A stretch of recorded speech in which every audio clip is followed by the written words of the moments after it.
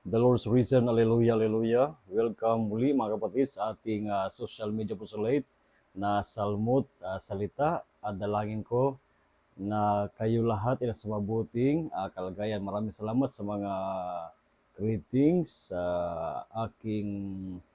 para sa aking journey sa buhay bilang isang missionary. Mga kapatid, ang ating ebanghelyo ngayon sa araw na ito ay mula sa ebanghelyo ni San Juan chapter 16 verse 16 to 20. Sabi ni Kristo at ebanghelyo, "A little while and you will no longer see me, and again a little while later and you will see me." Nalilito ang mga disipulo, mga alagad natin Panginoon sa mga salitang ito. Kaya sabi nila, what does this mean? That He is saying to us, a little while and you will not see me, and again a little while you will see me, because I am going to the Father. Mga kapatid, ang ebanghilyong ito ay paghahada ng ating isip, ng ating sarili, para sa nalalapit na pagdiriwang ng pag-akyat ni Kristo sa langit, na kung saan ay si Kristo ay iiwan na niya ang kanyang mga alagad sa mundong ito. Subalit hindi lang ang hulugan ng kanyang pag-alis ay magiging ulila ang kanyang mga alagad. Ang Ama at ang Anak ay magpapadala ng Espiritu Santo na maging agabay o tutulong sa mga alagad na maging matatag sa harap ng mga pagsubok, kahit na kamatayan na darating sa kanilang buhay, bilang mga saksi ng ating Panginoong Hesus Kristo. Kaya napakahalaga na maintindihan nila na sa pag-akyat ni Kristo ay magsisimula na rin ang kanilang misyon.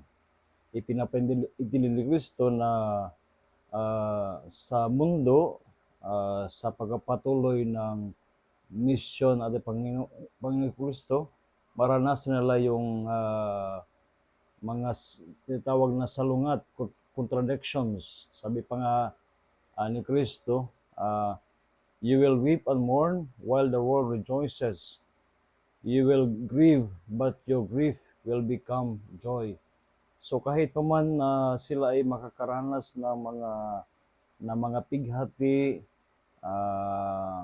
dahil sa kanilang pagsunod sa kalooban ng Panginoon, subalit ang lahat ng ito ay mapapalitan ng kagalakan. So what reward awaits the disciple of Jesus, no, sa kanilang pagiging tapat na mga alagad ng ating Panginoong Hesus Kristo. So napakahalaga na wag lamang mag-focus sa maaring maranasan nila na hindi maganda, mga pagsubok sa buhay, kundi napakahalaga na magkaroon sila ng pananaw o kaya isipin nila ang darating na mga gantimpala na kanilang mararanasan, ang gantimpala ng kanilang katapatan bilang mga alagad ng ating Panginoong Hesus Kristo. Kaya bilang mga manampalataya ni Kristo, ay kailangan natin tatagan ang ating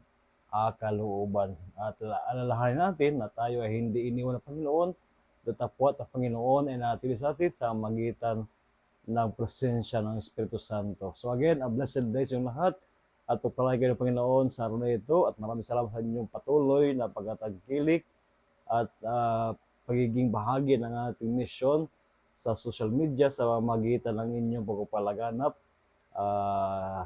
ng Salmo Salita, na mag-follow, mag-subscribe ang inyong mga kaibigan sa YouTube, sa TikTok, at maging sa ating Facebook page na Salmo Salita. So again, a blessed day sa inyong lahat. And of course, rest assured of my prayers for each one of you, kasama ang inyong mga mahal sa buhay.